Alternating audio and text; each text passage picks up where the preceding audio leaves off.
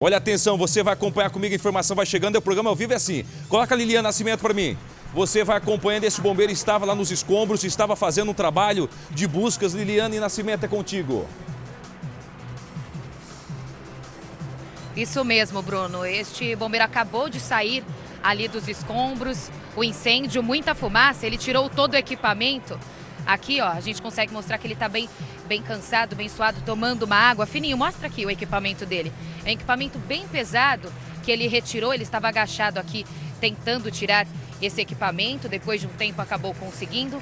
Aqui também, nessa cadeira, ó, capacete, a blusa que protege, né, uma manta térmica. Só que mesmo assim, o trabalho deles é muito arriscado, muito cansativo. E a gente consegue ver aqui, ó, a prova viva de um bombeiro que estava ali no meio, tentando salvar vidas, tentando encontrar pessoas que ainda teriam sobrevivido nesse grande desastre. Ele está apontando aqui pra gente, um oficial que vai falar, por conta do cansaço, fica até difícil falar, né? Verdade, cansaço intenso. Cansaço intenso aqui, ele falou com a gente agora, Bruno. Fica difícil até para conversar. Ele disse que não consegue conversar com a gente, mas ele está aqui. Mais de 300 graus a temperatura lá dentro? Isso. Quer dizer, depois que sai de lá, qual que é a sensação? De fadiga, cansaço, mas nós estamos determinados a terminar nosso serviço. Mesmo assim, com esperança de encontrar alguém com vida ali, sempre? Sempre esperança, sempre esperança. Obrigado. Ele está saindo aqui porque ele está bem cansado, Bruno, mas todo o equipamento foi deixado. Ele disse que cerca de 300 graus a temperatura lá dentro, muito quente, mesmo com todo o equipamento. Esses bombeiros, esses profissionais acabam sofrendo. E as buscas continuam aqui, ó, são bombeiros espalhados por todos os lados, mais de 70 homens trabalhando incansavelmente para tentar encontrar pessoas com vida. Vou conversar com o Capitão Palumbo, que está aqui com a gente. Qual a esperança de encontrar pessoas ainda com vida? Porque quem olha daqui vê que é um cenário de destruição. Quer dizer, para quem não entende, é humanamente impossível encontrar alguém com vida ali. Mas para o Corpo de Bombeiros, qual que é a chance? Nós primeiro precisamos saber da Defesa Civil quantas pessoas estão desaparecidas. Que até o momento a gente tem o relato de uma pessoa desaparecida no momento que ela estava sendo salva e houve o colapso da estrutura do prédio. Quase os bombeiros retirando essa vítima, houve o colapso, não houve tempo hábil. Então a gente trabalha com essa vítima. E aí agora a gente vai fechar os números com a Defesa Civil, saber quantas pessoas estavam ali, porque quem sabe não pode ter um bolsão de ar, não pode estar presas em uma parte que ela não foi atingida, e esse é o trabalho que nós vamos ter aqui durante alguns dias. Acabei de conversar com uma moradora, a Daiane. Era para ela estar nesse prédio com os 3 filhos, mas ela acabou na casa do namorado e quando chegou viu a destruição. Só que ela está sentindo falta de uma amiga dela. Ela disse que até agora não encontrou essa amiga. Há o risco dessa pessoa também estar aí? Eu acredito, porque quando você tem uma ocupação mesmo irregular, você não tem o controle de acesso de pessoas, você não sabe quantas pessoas moram ali, o número de vítimas que a gente tem no local. E a gente vai trabalhar com o número de que a gente tenha vítimas ali. Então a gente tem a possibilidade de fazer remoções somente nos arredores de grandes partes de elementos estruturais importantes, como um pilar. São pilares ali de toneladas, então a gente não tem como remover manualmente. Precisaríamos usar máquinas, sim, mas com todo o detalhe para que a gente possa fazer as buscas às vítimas aqui no local. Agora aquele homem quase foi resgatado, quer dizer, por pouco ele acabou no meio desses escombros, então outras pessoas poderiam estar ali no meio também. Poderiam estar ali no meio, a gente acredita que até tenham pessoas que foram atingidas, algumas pessoas conseguiram sair da edificação no momento que ela pegou fogo, antes do colapso. E o problema principal agora é esse, que a gente tenha ali possibilidade de fazer o socorro, saber quantas vítimas a gente tem no local e depois a gente tomar conta para que a gente faça essa busca bem detalhada, sem fazer grandes movimentações nessa estrutura. Agora, Bruno, daqui de fora já está difícil respirar porque a fumaça é muito forte. Agora imagina quem está lá dentro. Há a possibilidade, no momento do incêndio ali, algumas pessoas acabarem perdendo o sentido, ficar inconsciente por conta dessa forte fumaça lá dentro?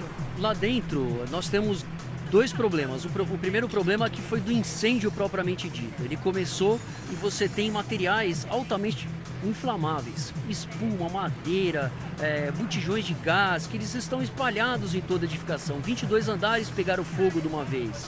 A estrutura de elevador, ela funciona como uma chaminé. O sentido ascendente da massa de ar quente, a convecção, ela vai utilizar ali os dutos do elevador de forma a espalhar o fogo por todo o prédio. E ali a pessoa, primeiro, ela pode se queimar, segundo, ela pode se intoxicar, perder o sentido, não conseguir sair, principalmente se as rotas de fuga estivessem bloqueadas por causa da fumaça.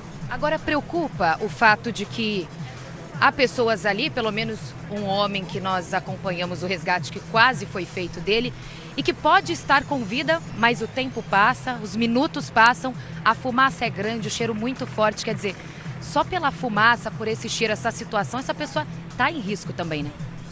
A gente acredita que ali a chance de sobrevida é muito pequena, mas a gente só vai ter essa certeza no momento que a gente acessar a vítima, conseguir localizá-la no meio dos escombros, tirar a vítima dali. Então a gente lida com vítimas desaparecidas e não com óbitos no local. A gente precisa só fechar esses números, saber se tem pessoas desaparecidas, porque muitas vezes essa sua amiga que você citou, a mulher não dormiu aqui no prédio, né? Ela passou para outro local, ela foi para outro local. É um feriado, muita gente estava fora de São Paulo.